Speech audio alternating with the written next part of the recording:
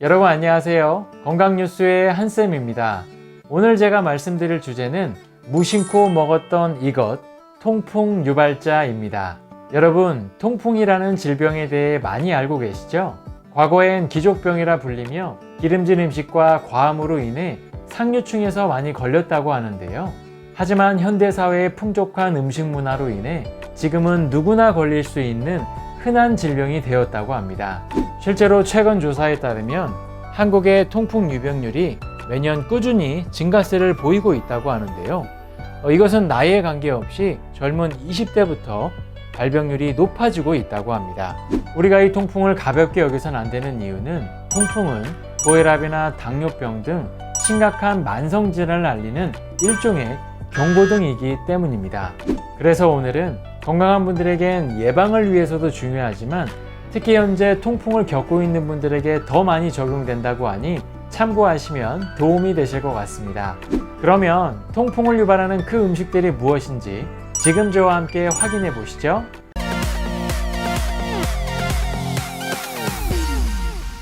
네, 통풍을 유발시키는 첫 번째 음식은 바로 말린 표고버섯입니다.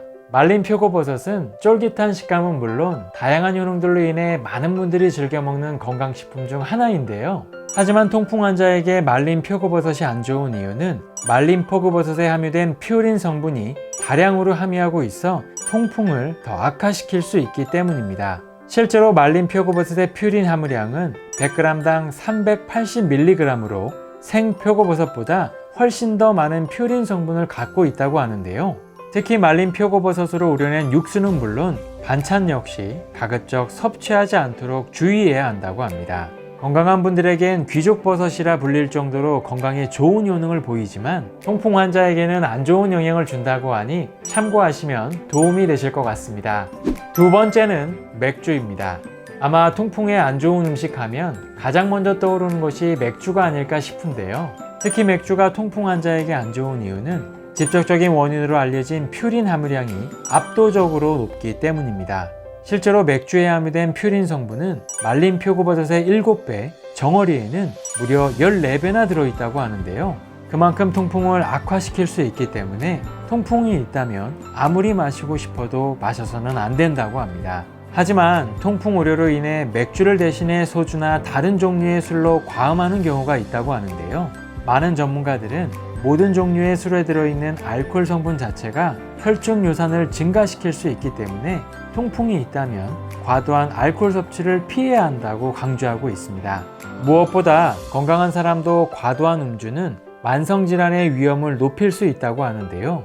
특히 술과 함께 먹는 열량이 높은 음식들도 요산 수치를 더 빠르게 올릴 수 있다고 하니 올바른 식습관을 유지하는 것이 정말 중요하다는 것을 알게 되는 것 같습니다. 세 번째는 해산물입니다. 맛도 좋고 영양도 풍부한 해산물은 특히 제철에 먹었을 때 우리 몸에 더 많은 효능을 보인다고 알려져 있는데요.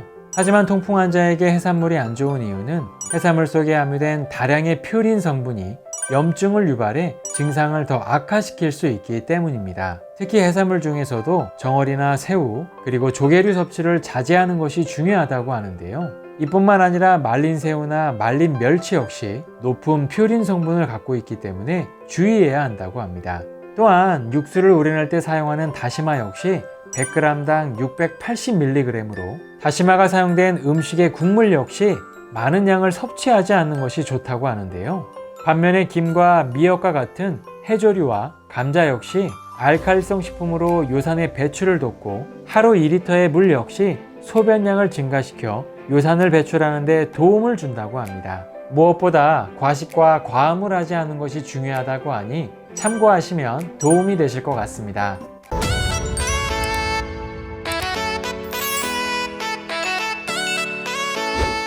네, 오늘은 통풍 예방을 위해 피해야 할 음식 3가지에 대해 알아봤는데요. 어떠셨나요?